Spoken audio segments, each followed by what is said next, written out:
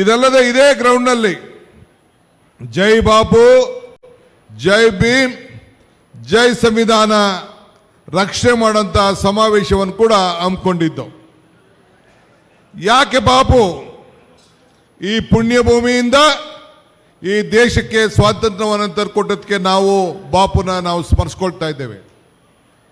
ನಾನು, ಸಿದ್ದರಾಮಯ್ಯ ಸಾಹೇಬರು, ಸತೀಶ್ ಅವರು, ಲಕ್ಷ್ಮಿ ಅವರು, ಲಕ್ಷ್ಮಣ್ ಸವದಿ ಅವರು ಮತ್ತು ಎಲ್ಲ ಈ ಜಿಲ್ಲೆಯ ಎಲ್ಲ ಮುಖಂಡರುಗಳು ಒಟ್ಟಾಗಿ ಗಾಂಧಿ ಬಾವಿಗೆ ಹೋಗಿ, ನೀವೆಲ್ಲ ನಮ್ಮ ಸ್ಥಳೀಯ ನಾಯಕರುಗಳನ್ನ ಕರ್ಕೊಂಡು ಹೋಗಿ, ನಾವೆಲ್ಲ ಹೋಗಿ ಗಾಂಧಿ ಬಾವಿಯಿಂದ ನೀರನ್ನು ತೆಗೆದು ನೀರನ್ನು ಚೆಲ್ಲಿ ಈ ಒಂದು ರಾಜ್ಯದ ರಕ್ಷಣೆಗೋಸ್ಕರ ಹೋರಾಟವನ್ನು ಪ್ರಾರಂಭ ಮಾಡಿತು.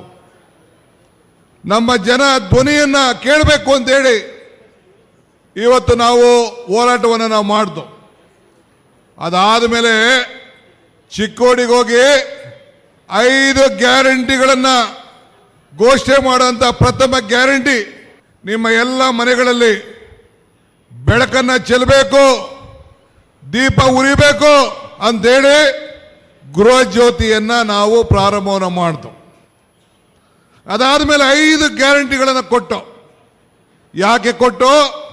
ಬೆಲೆ ಏರಿಕೆಯಿಂದ ಜನ ತತ್ತರಿಸ್ತಾ ಇದ್ದಾರೆ, ಬೆಲೆ ಏರಿಕೆ ಗಗನಕ್ಕೆ ಹೋಗ್ತಾ ಇದೆ, ಆದಾಯ ಪಾತಾಳಕ್ಕೆ ಹೋಗ್ತಾ ಇದೆ ಅಂತ ಹೇಳಿ 5 ಗ್ಯಾರಂಟಿಗಳನ್ನು ಕೊಟ್ಟು 52,000 ಕೋಟಿ ರೂಪಾಯಿ ವರ್ಷಕ್ಕೆ ಮೀಸಲಿಗಿಟ್ಟು ಅಧಿಕಾರ ತೆಗೆದುಕೊಂಡಂತ ಮೊದಲನೇ ದಿನ ನಾನು ಎಂ.ಬಿ. ಪಾಟೀಲ್ರು, ಎಚ್.ಕೆ. ಪಾಟೀಲ್ರು, ಸತೀಶ್ ಅವರು ಮುಖ್ಯಮಂತ್ರಿಯವರ ಮುಖಂಡತ್ವದಲ್ಲಿ ಮೊದಲನೇ ದಿನ ತೀರ್ಮಾನವನ್ನು ಮಾಡಿ ನಿಮ್ಮೆಲ್ಲರೂ ಕೂಡ ಈ ಗ್ಯಾರಂಟಿಯನ್ನು ಅನುಷ್ಠಾನ ತರಲಿಕ್ಕೆ ತೀರ್ಮಾನವನ್ನು ತೆಗೆದುಕೊಂಡು